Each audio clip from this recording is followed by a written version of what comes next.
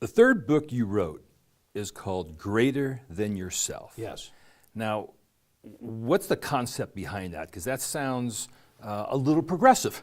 Yeah, it is. It is in the context of business, which is, that's where I live in the business world.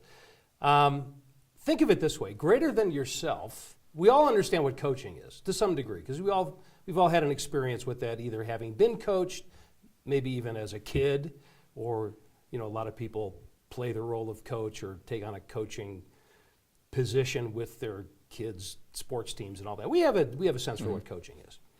Greater than yourself, or what I call GTY for short, think of it as coaching on steroids, metaphorically speaking, not really coaching on steroids, but coaching taken to a much deeper, more personal, and ultimately more effective level. And really what it comes down to is, or where it came from, is my observation over 3 decades of working with all kinds of companies and good leaders and bad leaders and everything in between, is that the greatest leaders that I've met never focus the attention on their own greatness.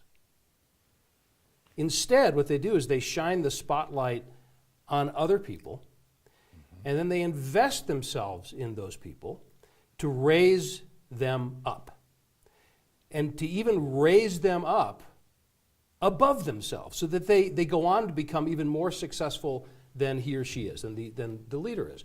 So it creates a bit of a paradox. The greatest leaders that I've met are the ones that make others greater than themselves. So the act of GTY, the practice of GTY, is really significant, very personal, and very powerful coaching.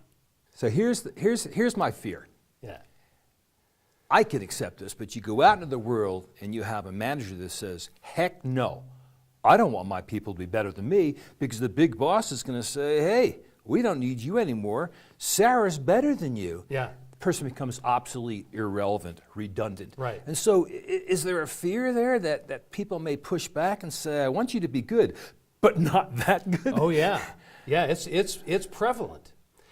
But again, what's interesting about this, it's prevalent, I'd say, it across the broader, if I can overgeneralize for a minute, the broader population of business people kind of have this conditioned idea that says, in order for me to be successful, number one, I have to be the smartest person in the room, right?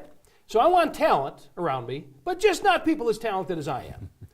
Because I need to be the smartest person, because that's where my visibility comes from, and ultimately my opportunities, and therefore my success comes from. And it's prevalent. I mean, it is not an uncommon feeling, because we've been, again, conditioned to believe that business is somehow a zero-sum game. In other words, that there's only so much success to go around. So therefore, in order for me to be successful, you have to be less successful than I, right?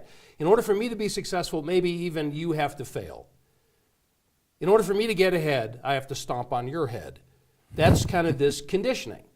But when you look at the most successful leaders, they know how wrong that is. They don't want to be the smartest person in the room. They want to get the greatest people around them and then do what they can to make them even greater. And that's where the success ultimately comes from. It's not about what you personally, individually are creating. It's about what you're able to create with your team, with your company, by virtue of the culture that you create. That's where the great success for all of us comes, and that's where your reputation and track record comes from. It reminds me of being a parent. Yeah. So I have 2 kids. I want my kids to have greater happiness and health and success and money, achievement in life. And so do you see it as the same way with the top leader? They want their people to be better, or no? Is the lines blurred there? Yeah, so you know why you feel that way about your kids? Because you're a good parent. Because you're a healthy parent. So I agree with you. Healthy parents, and I think, for the most part, that's most of us. I mean, there are exceptions. That's what we want for our kids. We want our kids to go on to have lives that are more successful than our own. We don't want to be sitting there saying, "Oh, look, my son is now the CEO of a Fortune 100 company, and I'm still, I'm fixing pipes down the street, so I'm a failure." That's not what parents do. It's look at my son, look at my daughter, look what they've been able to create. So we get it as parents. Coaches get this. I mean, there's no greater victory, say, for a high school soccer coach than to see one of their kids go on to play on the women's Olympic soccer team one day, right? Mm-hmm. That's their victory as a coach. Teachers get this. Great teachers get this, and even moderately good teachers get this. They understand that their job is to see these kids go on to do extraordinary things. But then we go to work in a different context, and somehow none of that applies anymore. So we want it for our kids, we want it with our friends and family, we want to see other people succeed, but when we go to work, no, it doesn't apply Because it's here. serious. And it's just something that we made up. It's not true. It's an illusion that, in fact, the most successful people are the ones that go out of their way to make other people even more successful.